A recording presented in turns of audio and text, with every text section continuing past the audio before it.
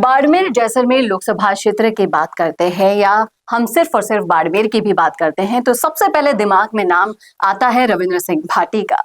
लेकिन जिनके जिम्मे जिनको सौंपा गया है बाड़मेर, जिसकी जनता ने अपनी बागडोर संभाली है, यानी कि उम्मेदराम बेनीवाल को, वो कहाँ हैं? वो नजर नहीं आ रहे हैं।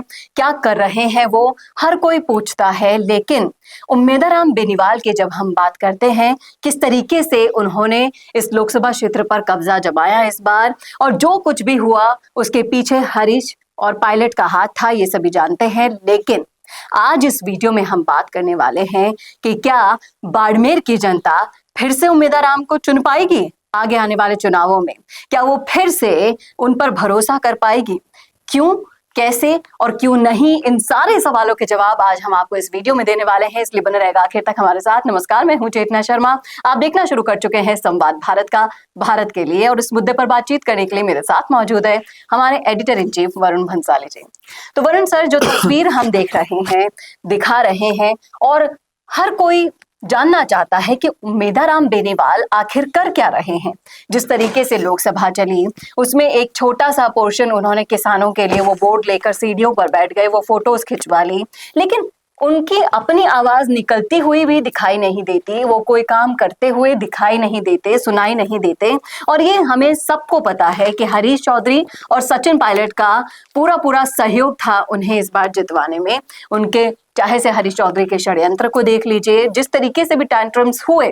लेकिन क्या अब बाड़मेर की जनता फिर से उन्हें एक बार अपनी बागडोर सौंप पाएगी, जिस तरीके के हालात अभी हम वर्तमान में देख पा रहे हैं? देखिए, जब बिगड़ी गाड़ी को ठीक करना होता है तो कारीगर को याद किया जाता है, उसमें लगने वाले पानों को और औजारों को नहीं। उम्मेदराम बेनीवाल बाड़मेर की कांग्रेसी सियासत के केवल एक औजार मात्र थे, अंग्रेजी में कहे तो टूल थे। तो टूल का इस्तेमाल अगली बार किया जाएगा कि नहीं, ये नहीं बताया जा सकता। लेकिन हालात जो दिखाई दे रहे हैं उससे तो यही लगता है कि इन्हें औजार मात्र अभी इस्तेमाल किया गया, और वो भी यूज एंड थ्रो औजार था। अगली बार कांग्रेस याद भी नहीं करेगी और शायद ये खुद भी कांग्रेस में नहीं जाना चाहेंगे। अभी इनको समझ में आने में देरी लगेगी कि आखिर मेरे साथ हुआ क्या। लेकिन असल में हुआ ये कि हरीश चौधरी ने अपनी सियासत वाली जिंदगी में से तमाम सारे कंपटीशन को निकाल बाहर फेंकने का जो मास्टर प्लान बनाया था, उस मास्टर प्लान में वो काफी हद तक सक्सेसफुल हो गए। उन्होंने वहां की राजनीति के पुरोधा माने जाने वाले हेमाराम चौधरी को तो पहले ही हटा दिया था, ठंडे बस्ते में बैठा दिया था, और फिर उनका डायरेक्ट कंपटीशन जो जाट वोट काट रहा था वो आरएलपी था। हनुमान बेनीवाल, जिसे अपना खिवसर के बाद दूसरा गढ़ मान रहे थे, वहां पर कैची ऐसी चलाई कि चलो 5 साल का झुंझुना दिखा दो, ले लो। हालांकि उनको उम्मीद नहीं थी कि जीत जाएंगे, लेकिन जीत भी गए तो भी 5 साल ले लो, उसके बाद क्या करोगे, फिर तो मैं ही आऊंगा। और 5 साल उन्होंने इनको यहां बुलाया। अब आप पूरी रणनीति समझना कि उम्मेदराम बेनीवाल को कांग्रेस में बुला लिया। कांग्रेस की वर्किंग से कहीं से भी परिचित नहीं थे उम्मेदराम बेनीवाल, कि कहीं ना कहीं आपको कई लोगों के नीचे रहकर काम करना पड़ता है।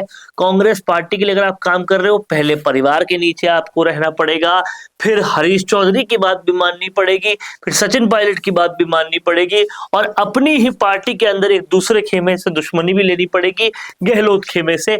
तो ये सारी बातें उनको नहीं पता होगी, या पता होगी तो दूर दूर से पता होगी। जब उसे पूरी तरह से जीते हैं इस एनवायरनमेंट को तो कैसा लगता है ये नहीं पता होगा। अब जब वो खुद से कोई काम कर नहीं पा रहे, पूरी तरह से अधीनता के शिकार हो चुके हैं, ऐसे में उन्हें समझ में आ रहा होगा कि मैंने खुद की तो कोई आइडेंटिटी बनाई ही नहीं, मैं तो सिर्फ एक औजार बन के रह गया। और अब वो ऐसे मौजू पे आ खड़े हुए हैं कि वो यहां से वापस जा भी नहीं सकते।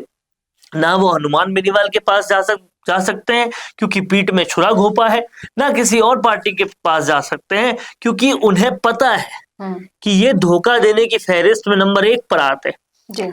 अगर किसी दूसरी पार्टी में चले गए तो वो उनको ना तो सीट देगी, ना ही उनको बड़ा मौका देगी, क्योंकि उन्हें इसी बात पर मैं आपसे ये सवाल पूछना चाहूंगी। जो सोशल मीडिया पर लोग बाग आपस में चर्चा करते रहते हैं, लेकिन जैसा कि आपने कहा कि उन्हें दोबारा से मौका नहीं मिलेगा, ना सिर्फ जनता की साइड से ही हम देखें, हम पार्टी की तरफ से भी देखें, तो क्या लौट के बुद्धू घर आएंगे? पार्टी में तो वो काम कर ही नहीं पाएंगे, तो पार्टी तो वो खुद ही छोड़ देंगे। और धीरे धीरे जब उन्हें हरीश चौधरी की साजिश के बारे में पता चलेगा, आज पता चल गया होगा, नहीं तो कल पता चल जाएगा, धीरे धीरे जब पता चल जाएगा तो फिर वो खुद ही कांग्रेस में नहीं रहना चाहेंगे, और अगर रहना भी चाहेंगे तो उन्हें अब कांग्रेस वोट नहीं देगी। तो जाएंगे कहाँ वो? अपना उन्होंने जिस तरीके से हनुमान बेनीवाल के साथ किया, तो हनुमान बेनीवाल भी उनके कभी अपने दरवाजे नहीं खोले। अब उनके जाने के लिए एक ही जगह बची है। पब्लिक लाइफ में इतने साल रहने के बाद इतना पैसा तो आप बना ही लेते हो कि गांव में 4-5 जमीनें हो जाती है, उस पर आप खेती कर सकते हो। इसके अलावा उनके पास और कोई रास्ता बचेगा नहीं। ना उन्होंने हनुमान बेनीवाल जैसी अपनी आइडेंटिटी बनाई कि वो इंडिविजुअली भी अपने आप के बेसिस पे भी कोई वोट ला सके। वो पार्टी के नहीं होते, रविंद्र भारती के जैसे निर्दलीय होते, तो उनको वोट नहीं मिलते। ये बात बहुत स्पष्ट है। तो उन्होंने ऐसी छवि बनाई नहीं, उल्टा उसके ऊपर उनकी धोखेबाज की और छवि हो गई। तो रहे सहे जो लोग उनके साथ थे वो भी दूर हो जाएंगे। और तीसरा, उनको आने वाले कुछ वक्त में पता चल जाएगा कि मैं सिर्फ और सिर्फ एक इस्तेमाल करने वाली चीज था जो कांग्रेस द्वारा इस्तेमाल किया गया हूं, और इसलिए कांग्रेस से भी मैं निकाल दिया जाऊंगा। तो आगे का उनका भविष्य पूरा तरह से शून्य नजर आता है। और कहीं ना कहीं कहते हैं कि कर्मों का फल तो मिलता ही है, तो धोखेबाजी का फल भी उन्हें मिल ही जाएगा। और हरीश चौधरी जो है वो राजस्थान के अगर कांग्रेसी नेताओं को षड्यंत्रों की फहरिस्त में ऊपर से नीचे जमाएं, तो अशोक गहलोत के कुछ पायदान बाद ही हरीश चौधरी आते होंगे। इतने बड़े षड्यंत्रकारी हैं। उन्होंने बायतू क्या, बाड़मेर जैसलमेर लोकसभा क्या, इन तमाम सारी जगहों से अपने लिए कंपटीशन प्रतियोगिता एकदम खत्म कर दी है, शून्य कर दी है। अब उनके सामने कोई कंपटीशन नहीं है।